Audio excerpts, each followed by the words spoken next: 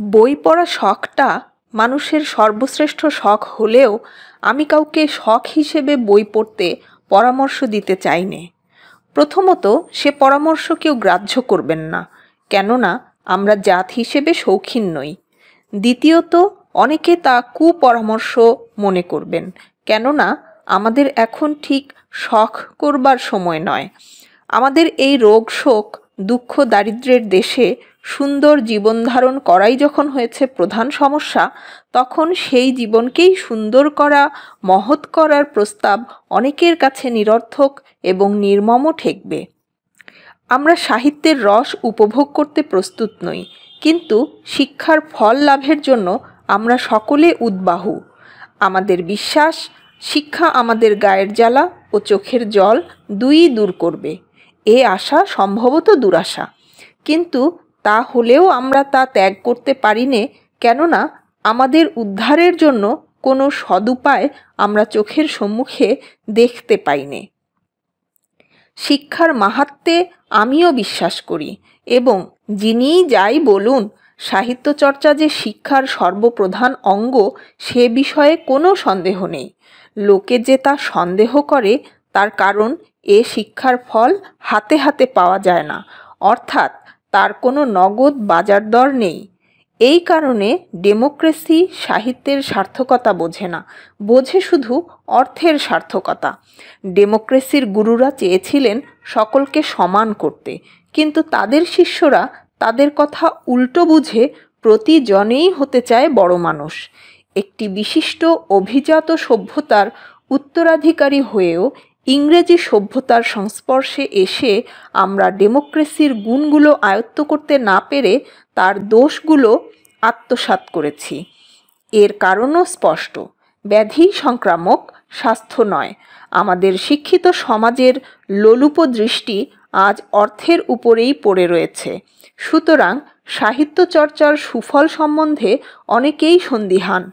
যারা হাজারখানা ল রিপোর্ট কেনেন, তারা একখানা কাব্যগ্রন্থও কিনতে প্রস্তুত নন, কেননা তাতে ব্যবসার কোনো সুসার নেই। নজির না আওড়ে কবিতা আবৃত্তি করলে মামলা যে হারতে হবে সে তো জানা কথা, কিন্তু যে কথা জজে শোনে না তার যে কোনো মূল্য নেই, এইটাই হচ্ছে পেশাদারদের মহাভ্রান্তি। জ্ঞানের ভাণ্ডার যে ধনের ভাণ্ডার নয়, এ সত্য তো প্রত্যক্ষ, কিন্তু সমান প্রত্যক্ষ না হলেও সমান সত্য যে এ যুগে যে জাতির জ্ঞানের ভাণ্ডার শূন্য, সে জাতির ধনের ভাঁড়েও ভবানী। তারপরও যে জাতি মনে বড় নয়, সে জাতি জ্ঞানেও বড় নয়, কেননা ধনের সৃষ্টি যেমন জ্ঞান সাপেক্ষ, তেমনি জ্ঞানের সৃষ্টিও মন সাপেক্ষ, এবং মানুষের মনকে সরল, সচল, সরাগ ও সমৃদ্ধ করার ভার আজকের দিনে সাহিত্যের ওপরও ন্যস্ত হয়েছে। কেননা মানুষের দর্শন, বিজ্ঞান, ধর্মনীতি, অনুরাগ, বিরাগ, আশা, নৈরাশ্য, তার অন্তরের স্বপ্ন ও সত্য, এই সকলের সমবায়ে সাহিত্যের জন্ম। অপরাপর শাস্ত্রের ভিতর যা আছে সেসব হচ্ছে মানুষের মনের ভগ্নাংশ। তার পুরো মনটার সাক্ষাৎ পাওয়া যায় শুধু সাহিত্যে। দর্শন, বিজ্ঞান ইত্যাদি হচ্ছে মন গঙ্গার তোলা জল। তার পূর্ণ স্রোত আবহমান কাল সাহিত্যের ভেতরেই সোল্লাসে সবেগে বয়ে চলেছে, এবং সেই গঙ্গাতে অবগাহন করেই আমরা আমাদের সকল পাপ মুক্ত হব। অতএব দাঁড়ালো এই যে আমাদের বই পড়তে হবে, কেননা বই পড়া ছাড়া সাহিত্য চর্চার উপায়ান্তর নেই। ধর্মের চর্চা চাই কি মন্দিরের বাইরেও করা চলে, দর্শনের চর্চা গুহায়, নীতির চর্চা ঘরে, এবং বিজ্ঞানের চর্চা জাদুঘরে। কিন্তু সাহিত্যের চর্চার জন্য চাই লাইব্রেরি। ও চর্চা মানুষে কারখানাতেও করতে পারে না, চিড়িয়াখানাতেও নয়। এই সব কথা যদি সত্য হয়, তাহলে আমাদের মানতেই হবে যে সাহিত্যের মধ্যেই আমাদের জাত মানুষ হবে। সেই জন্য আমরা যত বেশি লাইব্রেরি প্রতিষ্ঠা করব, দেশের তত বেশি উপকার হবে। আমাদের মনে হয় এদেশে লাইব্রেরির সার্থকতা হাসপাতালের চাইতে কিছু কম নয়, এবং স্কুল কলেজের চাইতে একটু বেশি। এ কথা শুনে অনেকে চমকে উঠবেন, কেউ কেউ আবার হেসেও উঠবেন, কিন্তু আমি জানি আমি রসিকতাও করছি না, অদ্ভুত কথাও বলছি নে, যদিও এ বিষয়ে লোকমত যে আমার মতের সমরেখায় চলে না, সে বিষয়ে আমি সম্পূর্ণ সচেতন। অতএব আমার কথার আমি কৈফিয়ত দিতে বাধ্য। আমার বক্তব্য আমি আপনাদের কাছে নিবেদন করছি, তার সত্য মিথ্যার বিচার আপনারা করবেন। সে বিচারে আমার কথা যদি না টেকে, তাহলে রসিকতা হিসেবেই গ্রাহ্য করবেন। আমার বিশ্বাস, শিক্ষা কেউ কাউকে দিতে পারে না। সুশিক্ষিত লোক মাত্রই স্বশিক্ষিত। আজকের বাজারে বিদ্যাদাতার অভাব নেই, এমনকি এক্ষেত্রে দাতাকর্ণেরও অভাব নেই, এবং আমরা আমাদের ছেলেদের তাদের দ্বারস্থ করেই নিশ্চিত থাকি, এ বিশ্বাসে যে সেখান থেকে তারা এতটা বিদ্যার ধন লাভ করে ফিরে আসবে যার সুদে তার বাকি জীবন আরামে কাটিয়ে দিতে পারবে। কিন্তু এ বিশ্বাস নিতান্ত অমূলক, মনোরাজ্যের দান গ্রহণ সাপেক্ষ। অথচ আমরা দাতার মুখ চেয়ে গ্রহিতার কথাটা একেবারেই ভুলে যাই। এ সত্য ভুলে না গেলে আমরা বুঝতুম যে শিক্ষকের সার্থকতা শিক্ষাদান করায় নয়, কিন্তু ছাত্রকে তা অর্জন করতে সক্ষম করায়। শিক্ষক ছাত্রকে শিক্ষার পথ দেখিয়ে দিতে পারেন, তার কৌতূহল উদ্রেক করতে পারেন, তার বুদ্ধিবৃত্তিকে জাগ্রত করতে পারেন, মনোরাজ্যের ঐশ্বর্যের সন্ধান দিতে পারেন, তার জ্ঞান পিপাসাকে জ্বলন্ত করতে পারেন। এর বেশি আর কিছু পারেন না। যিনি যথার্থ গুরু, তিনি শিষ্যের আত্মাকে উদ্বোধিত করেন এবং তার অন্তর্নিহিত সকল প্রচ্ছন্ন শক্তিকে মুক্ত এবং ব্যক্ত করে তোলেন।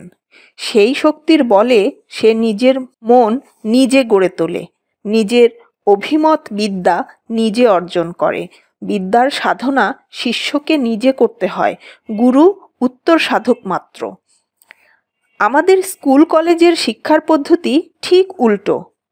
সেখানে ছেলেদের বিদ্যে গেলানো হয়, তারা তা জীর্ণ করতে পারুক আর নাই পারুক।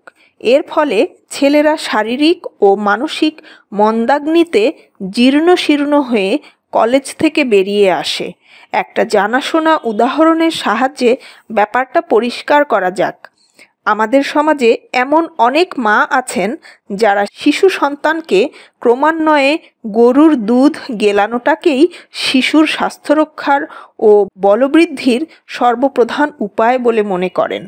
গোদুগ্ধ অবশ্য অতিশয় উপাদেয় পদার্থ, কিন্তু তার উপকারিতা যে ভোক্তার জীর্ণ করবার শক্তির ওপর নির্ভর করে, এ জ্ঞান ও শ্রেণীর মাতৃকুলের নেই। তাদের বিশ্বাস ও বস্তু পেটে গেলেই উপকার হবে, কাজেই শিশু যদি তা গিলতে আপত্তি করে, তাহলে সে যে বেদরা ছেলে সে বিষয়ে আর বিন্দুমাত্র সন্দেহ থাকে না। অতএব তখন তাকে ধরে বেঁধে জোর জবরদস্তি করে দুধ খাওয়ানোর ব্যবস্থা করা হয়। শেষটায় সে যখন এই দুগ্ধ পান ক্রিয়া হতে অব্যাহতি লাভ করবার জন্য মাথা নাড়তে, হাত পা ছুঁড়তে শুরু করে, তখন স্নেহময়ী মাতা বলেন, আমার মাথা খাও, মরা মুখ দেখো, এই ঢোক, আর এক ঢোক, আর এক ঢোক ইত্যাদি। মাতার উদ্দেশ্য যে খুব সাধু সে বিষয়ে কোনো সন্দেহ নেই, কিন্তু এ বিষয়েও কোনো সন্দেহ নেই যে উক্ত বলা কওয়ার ফলে মা শুধু ছেলের যকৃতের মাথা খান এবং ঢোকের পর ঢোকে তার মরা মুখ দেখবার সম্ভাবনা বাড়িয়ে চলেন। আমাদের স্কুল কলেজের শিক্ষা পদ্ধতিটাও ওই একই ধরনের। এর ফলে কত ছেলের সুস্থ সরল মন যে ইনফ্যান্টাইল লিভারে গতাশু হচ্ছে তা বলা কঠিন। কেননা দেহের মৃত্যুর রেজিস্ট্রারি রাখা হয়, আত্মার মৃত্যুর হয় না। আমরা কিন্তু এই আত্মার অপমৃত্যুতে ভীত হওয়া দূরে থাক, উৎফুল্ল হয়ে উঠি। আমরা ভাবি দেশে যত ছেলে পাশ হচ্ছে তত শিক্ষার বিস্তার হচ্ছে। পাশ করা ও শিক্ষিত হওয়া এক বস্তু নয়, এ সত্য স্বীকার করতে আমরা কুণ্ঠিত হই। শিক্ষাশাস্ত্রের একজন জগৎবিখ্যাত ফরাসি শাস্ত্রী বলেছেন যে এক সময়ে ফরাসি দেশে শিক্ষা পদ্ধতি এতই বেয়ারা ছিল যে সে যুগে France was saved by her idlers, অর্থাৎ যারা পাশ করতে পারেনি বা চায়নি তারাই ফ্রান্সকে রক্ষা করেছে। এর কারণ হয় তাদের মনের বল ছিল বলে কলেজের শিক্ষাকে তারা প্রত্যাখ্যান করেছিল, নয় সে শিক্ষা প্রত্যাখ্যান করেছিল বলেই তাদের মনের বল বজায় ছিল। তাই এই স্কুল পালানো ছেলেদের দল থেকে সে যুগের ফ্রান্সের যত কৃতকর্মা লোকের আবির্ভাব হয়েছিল। সে যুগে ফ্রান্সে কিরকম শিক্ষা দেওয়া হতো তা আমার জানা নেই, তবুও আমি জোর করে বলতে পারি যে এ যুগে আমাদের স্কুল কলেজের শিক্ষার যে রীতি চলছে তার চাইতে সে শিক্ষা পদ্ধতি কখনোই নিকৃষ্ট ছিল না। সকলেই জানেন যে বিদ্যালয়ে মাস্টার মহাশয়েরা নোট দেন এবং সেই নোট মুখস্থ করে ছেলেরা হয় পাস। এর জুড়ি আর একটি ব্যাপারও আমাদের দেশে দেখা যায়।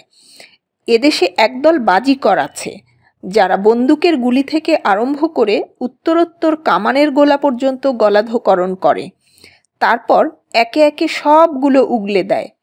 এর ভেতর যে অসাধারণ কৌশল আছে সে বিষয়ে কোনো সন্দেহ নেই, কিন্তু এই গেলা আর ওগলানো দর্শকের কাছে তামাশা হলেও বাজিকরের কাছে তা প্রাণান্ত ব্যাপার। ও কারদানি করা তার পক্ষে যেমন কষ্টসাধ্য তেমনি অপকারী। বলা বাহুল্য সে বেচারা লোহার গোলাগুলোর এক কণাও জীর্ণ করতে পারে না। আমাদের ছেলেরাও তেমনি নোট নামক গুরুদত্ত নানা আকারের ও নানা প্রকারের গোলাগুলো বিদ্যালয়ে গলধকরণ করে পরীক্ষালয়ে তা উদ্গীরণ করে দেয়। এজন্য সমাজ তাদের বাহবা দেয় দিক, কিন্তু মনে যেন না ভাবে যে এতে জাতির প্রাণশক্তি বাড়ছে। স্কুল কলেজের শিক্ষা যে অনেকাংশে ব্যর্থ সে বিষয়ে প্রায় অধিকাংশ লোকই একমত। আমি বলি শুধু ব্যর্থ নয়, অনেক স্থলে মারাত্মক। কেননা আমাদের স্কুল কলেজের ছেলেদের স্বশিক্ষিত হবার সে সুযোগ দেয় না। শুধু তাই নয়, স্বশিক্ষিত হবার শক্তি পর্যন্ত নষ্ট করে। আমাদের শিক্ষাযন্ত্রের মধ্যে যে যুবক নিষ্পেষিত হয়ে বেরিয়ে আসে তার আপনার বলতে আর বেশি কিছু থাকে না, যদি না তার প্রাণ অত্যন্ত কড়া হয়।